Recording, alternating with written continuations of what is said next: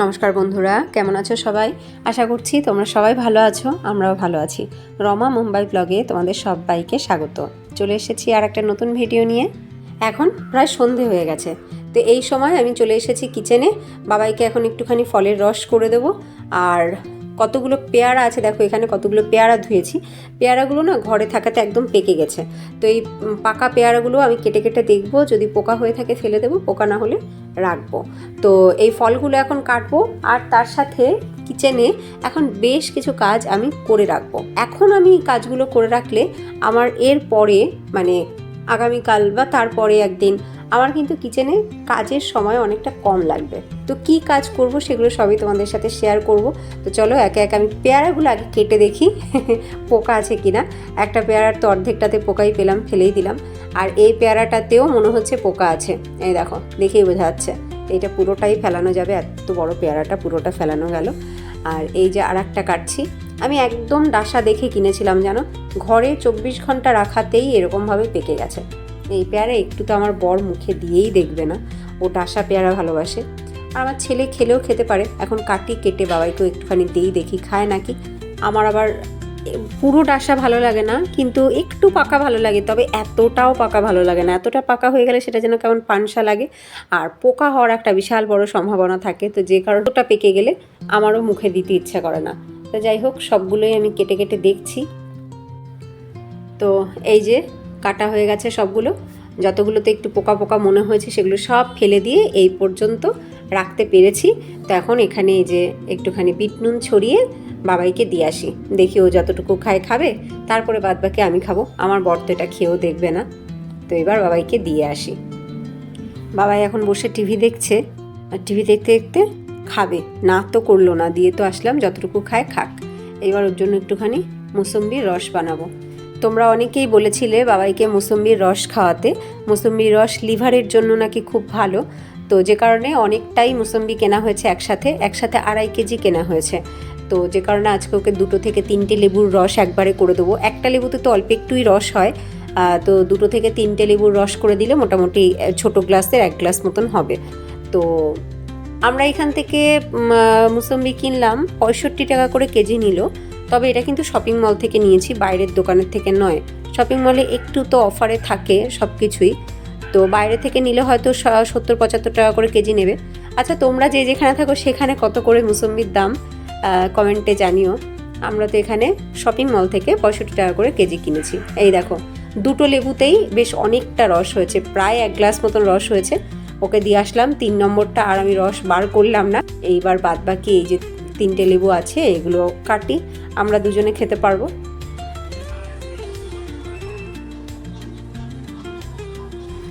তোমরা আমার হাতে 2টো সেফটি পিন ঝুলতে দেখছো? আসলে কি হয়েছে বলো তো, সেফটি পিন যতই গুছিয়ে রাখি না কেন, যখন দরকার পড়ে তখন আর খুঁজে পাই না। তো এবার সামনে 2টো সেফটি পিন পড়েছে, আমি হাতের মধ্যে গুছিয়ে রেখে দিয়েছি। মা কাকিদেরকে দেখতাম এরকমভাবে সেফটি পিন রাখতো, এখন দেখছি সেই অভ্যাসটা আমারও হয়ে গেছে। না না, অভ্যাস ঠিক না, আসলে সামনে পড়েছে গুজে রেখেছি, আবার হয়তো ঠিক জায়গা মতন রেখে দেবো। যাই হোক, দেখো লেবুগুলো আমার কাটা হয়ে গেছে। এইবার একটা বেদানার রস করি, এই বেদানার রসটা করে বাবাইকে দেবো। ওকে না রস করে দিলেই ও খায়, আর এমনি কেটে ছুলে সামনে দাও ও খাবে না। যাক, তাও আজকে কি ভাগ্যে পেয়ারা কটা খেয়েছে। পেয়ারা অর্ধেকটা খেয়েছে, যতটা দিয়েছিলাম অর্ধেকটা আছে আমার জন্য, পরে খাবো। ওকে আগে রসটা করে দেই।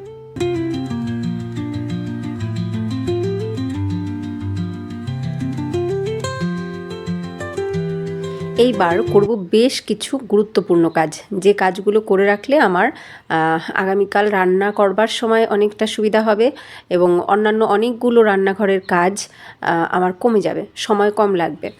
তো কি করছি দেখো, পালং শাক কিনে এনেছিলাম, তো সেই পালং শাক এখন বেছে রাখছি। এখন কিন্তু আমি রান্না করব না, এখন এগুলোকে বেছে রেখে দিই, যাতে সকালবেলা আমার সুবিধা হয়। দেখো বাছা হয়ে গেছে, সবটা বেছে রাখলাম সুন্দর করে, একদম ধীরে সুস্থে পরিষ্কার করে। কারণ সকালবেলা যদি আমি এগুলোকে রান্নার সময় বাছতে বসি, তাহলে আর এত সুন্দর করে ধীরে সুস্থে বাছা হতো না। কারণ আর এখন বর্ষাকালে না পালং শাক না কেনাই ভালো। বর্ষাকালে অনেক নোংরা, তারপরে তোমার কাদামাটি থাকে, পোকামাকড়ও থাকে, যে কারণে বর্ষাকালে না কেনাই ভালো। তবে আমি কিনে ফেলেছিলাম বলে একটু ধৈর্য নিয়ে সময় নিয়ে ভালো করে পরিষ্কার করলাম। এই যে এইবার নোংরা পাতাগুলোকে ফেলে দিচ্ছি। দেখো কত নোংরা বেরোলো, দেখেছো? এত নোংরা পাতাই বেরোলো। যতটা কিনেছিলাম তার বোধহয় 1/3 নোংরা পাতাই বেরিয়ে গেল। এইবার নিয়ে বসলাম, দেখো একাটি মূলোগুলো কি ছোট্ট ছোট্ট, দেখেছো? শাকগুলো কিন্তু ভালো না, মূলোগুলো একদম কচি ছোটো মূলো হলো, শাকগুলো কিন্তু মোটেও কচি শাক নয়। কাঁচি শাকগুলো কেমন দেখো হলুদ হলুদ হয়ে গেছে। তো বেছে রেখে দিই, রান্না করার সময় আমার সুবিধা হবে। এই শাকগুলো আমি এখন একবারই ফেলে দেবো, এগুলো খাওয়ার মতো নয়। শাকগুলো কেমন যেন হলুদ হলুদ হয়ে গেছে। শাক পাতা আনলে সেগুলো আগে থেকে যদি বেছে রাখা যায় তাহলে কিন্তু রান্নার সময় একমাত্র সুবিধা হয়, তাড়াহুড়োতে কোনো অসুবিধা হয় না, বাছাবাছি করতে সময় নষ্ট হয় না। আর এই শাক পাতা যদি রান্নার সময় বাছতে বসতে হয় তাহলে ব্যাস রান্না হয়ে গেল। তো যাই হোক, আমি পালং শাকগুলোকে খুব ভালো করে ধুয়ে নিয়েছি, খুব ভালো করে তো পালং শাকগুলোকে ধুয়ে নিয়ে এইবার আমি যেটা করব, পালং শাকের আমি পেস্ট বানিয়ে রাখবো বা পিউরি বানিয়ে রাখবো।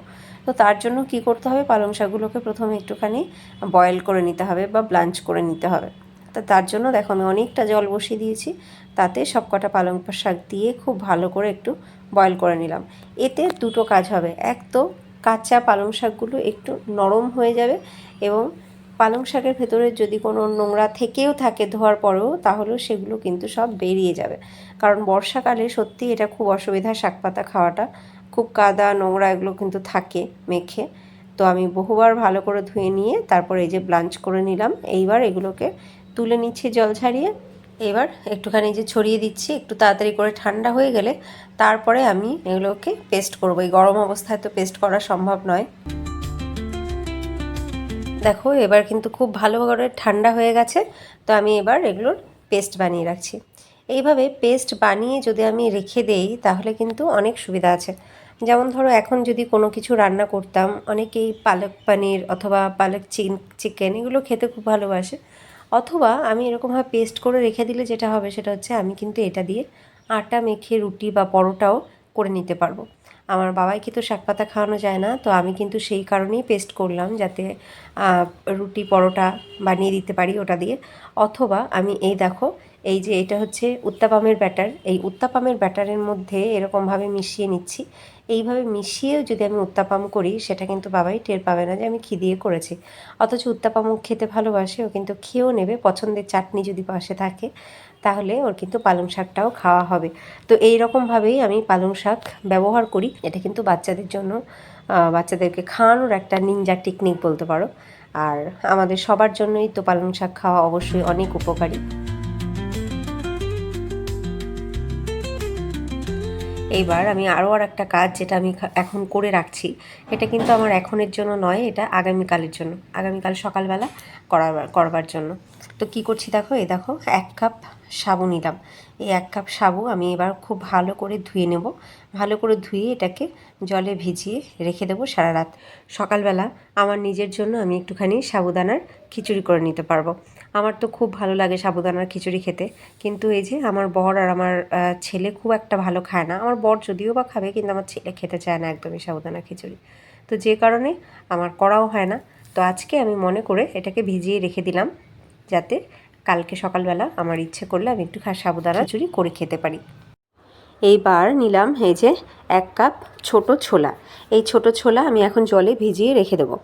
এখন জলে ভিজিয়ে রেখে দেওয়ার কারণটা হচ্ছে, যখন একটু হালকা খিদে পায় তখন কিন্তু এই ছোলা যদি জলে ভেজানো থাকে তাহলে আমি তাড়াতাড়ি করে একটুখানি বয়েল করে একটু চাট বানিয়ে খেয়ে নিতে পারি। অথবা এইটাকে আমি অঙ্কুরিত করেও কিন্তু পরশুদিন সকালবেলা ব্রেকফাস্টে খেতে পারি, বা সন্ধ্যেবেলা স্ন্যাক্সে ইমিডিয়েট কোনো চাট বানিয়ে খেতে পারি। কিন্তু অনেক সময় এরকম হয় যে হালকা খিদে পেয়েছে, কি খাবো, হাতের কাছে ভালো কিছু না থাকাতে আমরা জাঙ্ক ফুড খেয়ে নিই। তাই আমি কি করলাম, ভিজিয়ে রেখে দিলাম যাতে হাতের কাছে এটা স্টকে থাকে এবং আমি জাঙ্ক ফুডের পরিবর্তে হেলদি কিছু খেতে পারি। তো দেখলে বেশ কয়েকটা কাজ আমি আগিয়ে রাখলাম। আমার ব্রেকফাস্ট অথবা বাবাইয়ের টিফিন অথবা স্ন্যাক্স, সন্ধ্যের স্ন্যাক্স, সেইগুলোর কাজ কিছুটা আগিয়ে রাখলাম। আর কি করব, কি বানাবো, এটা ভাবতে ভাবতে অনেকটা সময় কিন্তু আমাদের নষ্ট হয়ে যায়। কিচেনে এসে প্রথমে ভাবতে হয় কি বানাবো, সেই ভাবনাটা 1-2 দিনের জন্য একটু কম করে রাখলাম। তো যাই হোক, এইভাবে কাজ আগিয়ে রাখলে সত্যিই কিচেনে আমাদের কাজ করতে অনেকটা সুবিধা হয়, অনেকটা সময় কম লাগে। তো যাই হোক, এইবার আমি একটা জিনিস তোমাদেরকে দেখাবো। আমি আগের একটা ভিডিওতে আমাদের গ্রসারি শপিং দেখিয়েছিলাম, তো সেখানে কি চাল আমরা মুম্বাইতে পাই, আমরা এখানে খাই, কোন বয়েলড রাইসটা খাই সেটা দেখানোর চেষ্টা করেছিলাম, কিন্তু তোমরা অনেকেই নামটা ভালো করে বুঝতে পারোনি, বয়েলড রাইসের যে ব্র্যান্ডের নামটা সেটা তোমরা বুঝতে পারোনি। তো আজকে আমি বস্তাটা খুব ভালো করে তোমাদেরকে আরেকবার দেখিয়ে দিচ্ছি, তাহলে তোমরা ক্লিয়ারলি বুঝতে পারবে যে কোন চালটা এখানে পাওয়া যায়। আমি আরেকবার বলি, এটা কিন্তু কোনো শপিং মলে আমি পাইনি, আমি কিন্তু লোকাল মার্কেটে, লোকাল দোকানে, মুদি দোকানে পেয়েছি। তো বস্তাটা আগে দেখিয়ে দিই তোমাদের। এই দেখো, এতগুলো বস্তা আমার এক জায়গায় হয়েছে। এই দেখো, এখানে অনেকগুলো বস্তা আছে। এই দেখো, এতগুলো বস্তা এক জায়গা হয়েছে। এখানে শুধু এতগুলো বস্তা নয়, আমি কিন্তু আরও বস্তা কেটে অনেক কিছুই বানিয়েছি। আসনও বানিয়েছি, বসার জন্য ম্যাট বানিয়েছি, এগুলো কিন্তু করেছি আমি এই বস্তা কেটে কেটে। তারপরও অনেক বস্তা আছে। তো বস্তাটা একটা খুলে ভালো করে তোমাদেরকে দেখিয়ে দিই। দেখেছো, এই একই বস্তা, একই চাল, একই ব্র্যান্ডের, এটাই আমরা এখানে পাই। আমাদের এই লোকাল মার্কেটেও পাই, লোকাল মুদি দোকানে। এই দেখো, LQ ব্র্যান্ড, LQ ব্র্যান্ড। এই দেখো লেখা আছে, এই যে বয়েলড ওল্ড রাইস, দেখতে পাচ্ছ লেখা আছে বয়েলড ওল্ড রাইস। এই দেখো, এই যে 30 কেজি, এই যে 30 কেজির বস্তা। তো এই বস্তায় আমরা এই এক বস্তা করেই চাল আমরা আনি। এই দেখো, এই যে অনেকগুলো বস্তা আমার এক জায়গা হয়ে গেছে, অনেকগুলো বস্তা, এগুলোই আমরা আনি। আর এই বস্তাগুলো কিন্তু ফেলে দিতে ইচ্ছা করে না, বস্তাগুলো খুব ভালো। এইগুলো কেটে কেটে আমি নানান রকমের কাজে লাগাই। তো আশা করি তোমরা ভালো করে দেখে নিতে পেরেছো। তো এই চালটা খোঁজ করো, এখানে কিন্তু পেয়ে যাবে। কারণ সত্যি এখানে আমরা যারা বয়েলড রাইস খেয়ে অভ্যস্ত, তাদের জন্য খুব অসুবিধার এই আতপ চালের ভাত খাওয়াটা আমি বুঝতে পারি, কারণ আমি নিজেই কখনো খেতে পারিনি আতপ চালের ভাত। তো এই চালটা এখানে পাই বলে অনেকটা অনেকটা আমাদের সুরাহা হয়েছে আর কি, আমরা ঠিকঠাকভাবে ভাতটা খেতে পারি। তো তোমরা মার্কেটে খোঁজ করো, লোকাল মার্কেটে অবশ্যই হয়তো পেয়ে যাবে। তো যাই হোক, চলো আজকের ভিডিওটা এখানেই এন্ড করি। তোমাদের আজকের ভিডিওটা কেমন লাগলো অবশ্যই কিন্তু কমেন্টে জানিও। আমার কোনো আইডিয়া তোমাদের ইউজফুল মনে হয়েছে কিনা সেটাও কিন্তু কমেন্টে জানিও। নতুন বন্ধুরা, যদি তোমাদের ভালো লাগে লাইক করে সাবস্ক্রাইব করে সাথে থেকো। দেখা হচ্ছে নেক্সট ভিডিওতে। ততক্ষণ তোমরা সবাই ভালো থেকো, সুস্থ থেকো। টাটা।